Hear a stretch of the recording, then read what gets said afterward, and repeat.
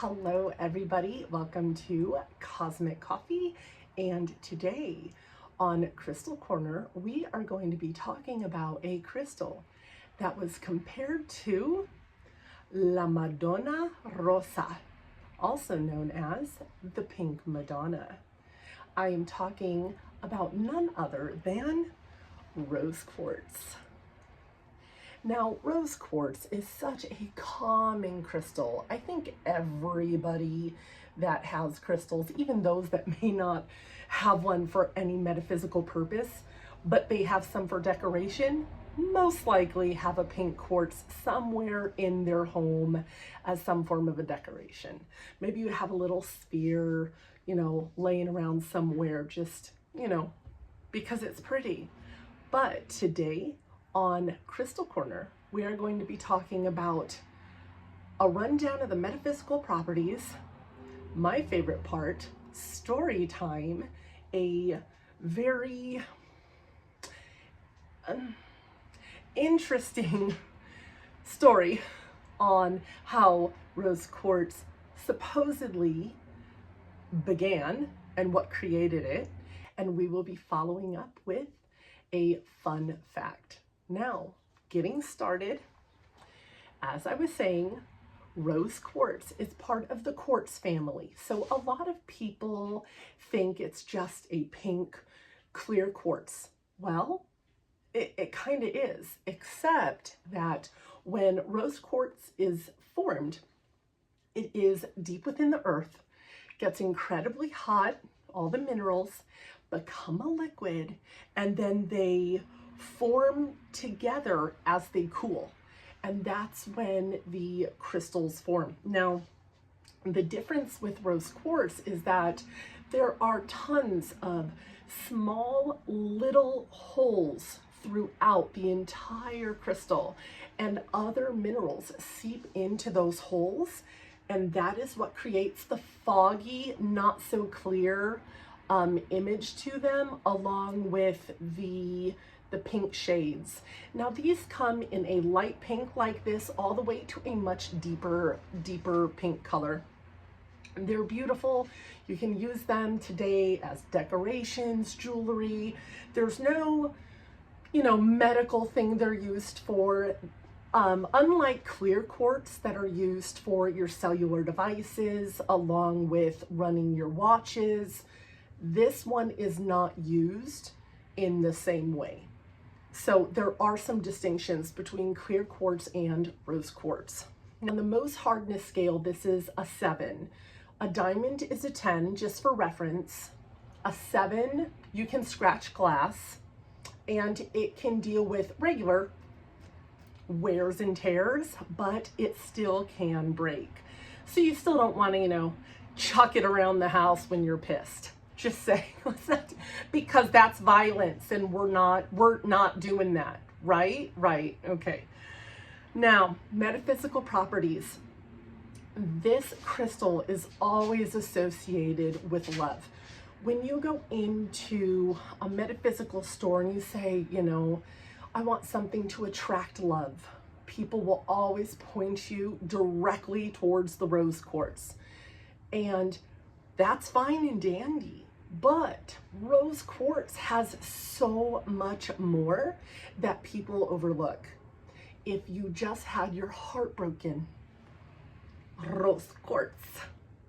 This reminds you to love yourself, take care of yourself, nurture yourself, feel more compassion, and just trust that you are taken care of. And just an overall comfortable feeling with you, and that's it. It doesn't need to be so deep as, I need to go get this to draw on love.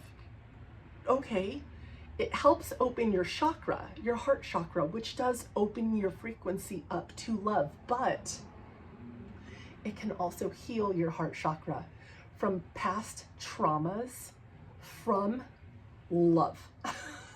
I just need to put that right there. We'll just wear this big old chunk around. You searching for love? Nope. We're healing past traumas. Thank you. This thing is like 10 pounds. It's not, I'm being dramatic, but it's heavy. For my neck, it's heavy. Okay. So anyway, so this is great for self-love, romance, friendship, and unconditional love. That's one of the metaphysical properties. Then we have self-love, as I just spoke about. That is self-acceptance and confidence. Emotional healing helps you release heartache and grief and resentment. So maybe you had a relationship and you ended up having so much resentment for that person that you're having a hard time moving on and finding a connection where you don't feel the past emotions lingering in. Rose quartz can help you through that grief of the previous situation, along with releasing that resentment from your heart so you can fully open it to somebody else.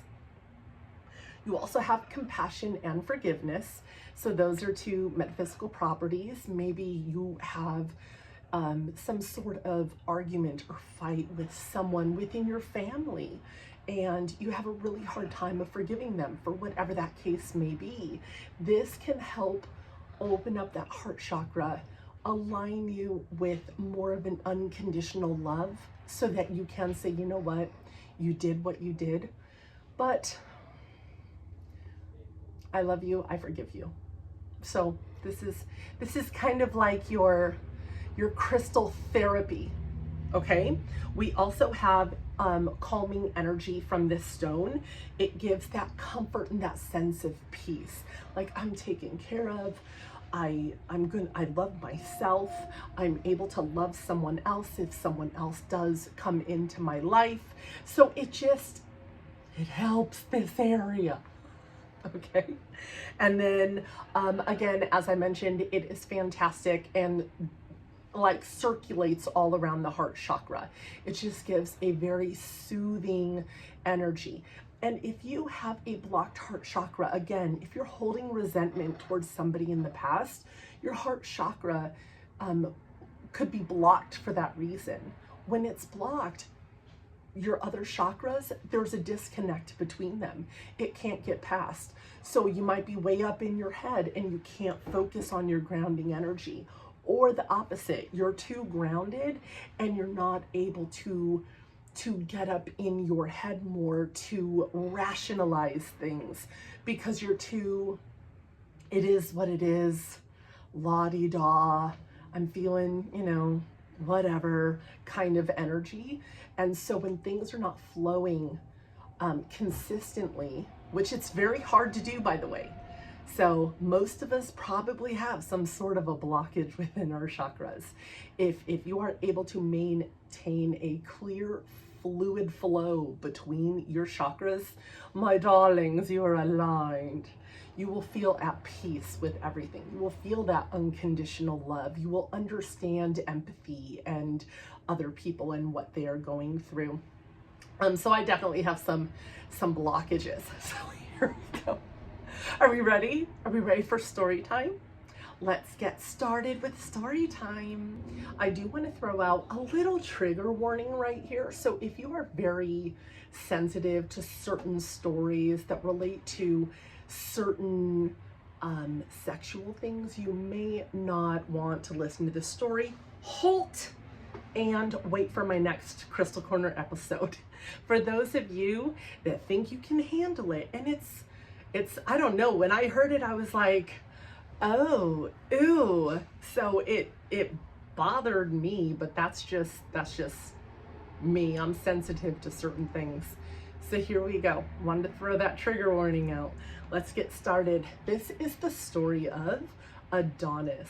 Now, if anybody wants to write, now it's important to say there are different versions of this story. This is the one that I learned.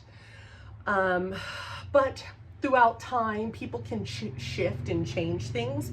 So if you know this story or know any other details about this story, along with different versions, please feel free to write any of that in the comments below.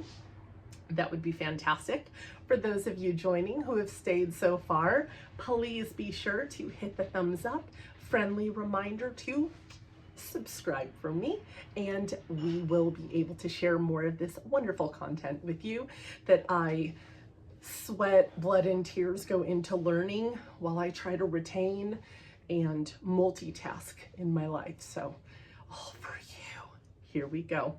Adonis. Now, the story of Adonis, I'm already going to mess up on the first word. Cenchrus is the name of Miria's mother. Now, Cenchrus boasted about how her daughter Miria was more beautiful than Aphrodite. She would brag about her daughter's beauty and was very much in the ego about it. My daughter's so much more beautiful than the goddess of love and beauty. You know, that's kind of insulting to the goddess of love and beauty. So Aphrodite did not love this at all. She was actually offended that someone could ever be more beautiful than her, because I mean, God forbid.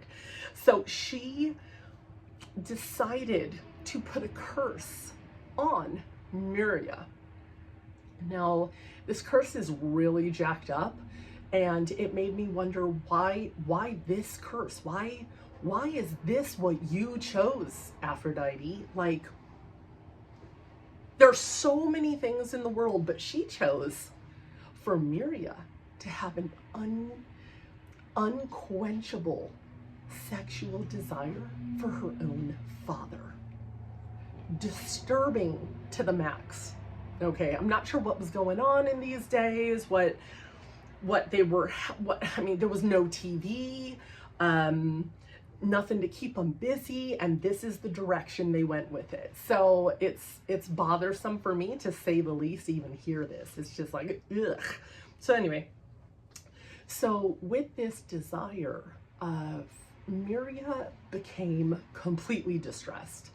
She was so, like, pretty much overly grossed out that is what she was thinking and feeling, that she even tried to unalive herself. When her nurse realized what was going on, she was like, look, I will help you get to your father's bed. So I mean, this just is so twisted. So she does something with the father, who was Cinyras, who was the king of Cyprus. She somehow tricked him into accepting this sexual love affair at night in the dark, no lights on. So for 12 nights, this woman, Miria, snuck in to her father's room. I feel like I have to whisper telling this story because it's just so cringe. You know what I mean? I'm like, yuck. So it shouldn't even be spoken aloud. Here we are. Cosmic coffee. So anyway, she snuck into her father's room for 12 nights. And oh God, I want to whisper. I'm like, she had sex with him. And then on the 12th night, he snuck in a light. And when he turned the light on and found out it was his daughter, he went crazy. He chased her out. She took off, and then lo and behold, she was pregnant. Of course she was, because we couldn't just keep it disgusting. We have to add an heir into the mix. So she took off, and she wasn't able to go back there. Now, pregnant, she cried and was so distraught over everything that the gods took pity on her and transformed her into what you now know as the myrrh tree. And that is why when myrrh comes out of the trees, it drips like tears. It's like a sappy liquid. And it's said that that is Miria crying. And she is now what you have as a myrrh tree. So anytime you go to a candle store and you pick up that candle that smells like myrrh, it all started with an ancestral situation. So I might choose differently next time, I'm not gonna lie. I probably won't ever buy another myrrh candle again, not gonna lie. Anyway, so when 9 months had passed, supposedly the goddess of fertility parted the tree and allowed a baby to come out of the tree, because apparently trees can have children. And Aphrodite just, was skipping along. I was like, oh, a baby. And she got the baby and realized how absolutely gorgeous this baby was. It was the most beautiful baby. And she's like, I love this baby. It's gorgeous. I'm going to put it in Persephone's hands for safekeeping so that nobody finds this baby. So she put the baby in a chest and gave it to Persephone and said, don't open this chest. Now my thoughts are, who's feeding the baby? Does this baby not need food? How is this baby gonna grow inside a chest? I mean, I had a lot of questions, I'm not gonna lie. But she ended up opening the chest. Aphrodite wasn't around. Persephone opened the chest and thought, this is the most beautiful baby I have ever seen. So Persephone then chose to raise Adonis by herself and take care of him, raise him, basically was his mother. So as time passes, Adonis grows into this extraordinarily handsome man, and Persephone, who raised him as her own son, and Aphrodite, who also looked over him as her child, both were taken back and wanted to be with Adonis. How freaking twisted is this story? I thought it was so disgusting, but here we are telling it for the whole world to hear. So, there was a divine ruling because Persephone and Aphrodite were like, nope, he's mine, nope, he's mine. I found him, yeah, but I raised him. So it turned into like a whole bickering argument between two mothers. And divine ruling said, you will have 3 portions of a year. You can spend 1 of the 3 portions with Persephone in the underworld. You will spend 1 of the portions with Aphrodite above ground, and your 3rd, you can choose what or where you would like to spend it. He chose Aphrodite.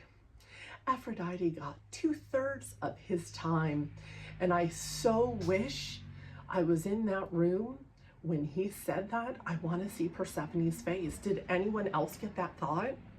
Like, I want to see her reaction to that whole situation. Oh, I see how it is. You know what I mean? I'm really curious. I'd love to know, just to be a fly on the wall. That'd be great. One day, Aphrodite warned Adonis because he had become quite an avid hunter. When he would hunt, he hunted all types of things. More timid animals, but also certain animals like boar, bear, all the things that can actually fight back. And Aphrodite told him, if you must hunt the prey that is afraid of you. Do not hunt things that can fight you back. So she was giving him a warning. Well, he didn't listen, typically. He decided he wanted to go hunt a boar. And when he came across the boar, I guess he had a dog, and the dog like chased the boar from its little cubby hole, and he went after and wounded the boar. and the boar turned on him and put its tusks straight through his inner thigh. When this happened, Adonis started to bleed to death. And as he was screaming out in pain, Aphrodite heard him and got off her chariot in the sky, somehow landed on the ground barefoot, and took off running through, God, they even say thorns from rose bushes, barefoot. Her blood was on the floor, the whole thing. She couldn't get to him fast enough. Now, when she did arrive, and she did get to him, he died. And what's ironic is he was known as like this life and death cycle. So there was all of this thought around, he never truly dies. When he dies, he always comes back. When he goes to the underworld, he always comes back. And people would talk about how different kings have died and they never returned, but Adonis would. So this was kind of eerie because he actually died. And I'm assuming people would be like, nope, he will come back. And he never did. Now, as Aphrodite was mourning him and holding him, his blood was dripping into the earth. And between her blood and his blood, that's where they said that the rose quartz tones of pink come from, a combination of their blood together. Now, there is another story as well, that his blood seeped into the earth and Persephone poured a sweet nectar on it, and out came the anemone from the anemone flower. So now the main question was it just a boar? A lot of people say, you know what, it was just a boar, he was hunting, yada yada. Now apparently Aphrodite also had a jealous lover named Ares. And they believe that Ares transformed himself into the boar to kill Adonis. B, it was sent by Artemis for punishment from something that Aphrodite had done. Or C, it was sent by Apollo to avenge an offense that Aphrodite had done. That girl got in a lot of trouble. I don't know about you, but that's like a whole list of people. You're pissing off some gods. I don't know who she thought she was, but she's like, look what I can do. And they're like, well, look what we can do. So the actual story of what happened is never completely known for sure. So part of the stories say that rose quartz comes from Aphrodite and Adonis's love from his blood that seeped into the earth. And then others mention the flower that comes from his blood and the nectar that she poured on top. What do you guys think? What part of the story have you heard before? Have you never heard this before in your life? I never heard this in my life. So it was like a whole learning thing. And the whole time I'm listening, I'm like, what? Ew. What? Like, yeah, we're telling this on Crystal Corner. Yeah, we are. So let me know if you've heard of any of this and what parts of the story have caught your attention the most or that are the most disturbing. Now, fun fact, La Madonna Rosa, also known as the Pink Madonna, there was a rose quartz crystal that was discovered in 1950s in Brazil by a group of miners. They discovered this extraordinary pocket of rose quartz in this beautiful pink tone. They thought and reported that it was 6 inches wide, 12 inches long. As they continued to look, they realized the stone went through the rocks. They thought that was it, but there was more to it. And with the different vivid pinks and rose quartz, they found that it was actually wrapped around a smoky quartz on the inside. Now, that is super rare. That is not a normal natural discovery. Smoky quartz being surrounded by rose quartz is not something you find every day. Very, very rare. So they had no idea that it was such a fantastic piece. It arrived at the Tucson Gem and Mineral Show in 1997. They stabilized it, trimmed it, cleaned it, pampered it. Everything was great. It looked phenomenal. And then at the Heritage Auction in 2013, this 15 and a half inch tall rose quartz border inside filled with smoky quartz resembling the Virgin Mary sold for $662,500. But it is a specimen you most likely will not find again. It is not a common combination whatsoever. That is definitely a once in a lifetime piece. If you had the money, would you purchase it? Let me know. If you were like, I'm bankrolling, it's pretty, I'll take one. Yeah, would you purchase that for $662,000 if money was not an option for you? Well, let me know in the comments below. Thank you for joining Crystal Corner. I'm so happy I was able to get an episode out for you guys. You have no idea how busy I've been. Thank you for being patient. And I hope you've enjoyed this week's Crystal Corner episode for rose quartz. I will see you on your Stardust Splits energy check-in. Bye, you guys.